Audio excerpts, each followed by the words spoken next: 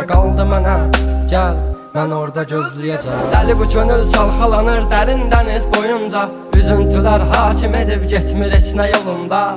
Sən mənim təsəvvürüm, təxəyyülüm, yarım idin. Deyindi kim günahkar səbəbkardı boyuna. Tapmadı gözlər birisini, dözmədi həsrət buna. Elə bir dərdin ahındayam, imdad edib çağırmam. Ölüm vardı mən bilirdim hər həyatın sonunda.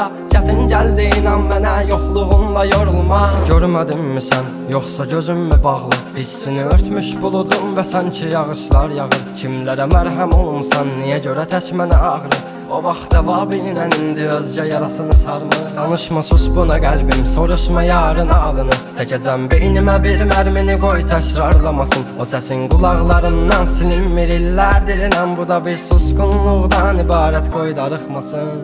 Özməyəcəm, çəkəcəm silahı başıma bir mərmiyə. Ölməyəcəm yarın halı.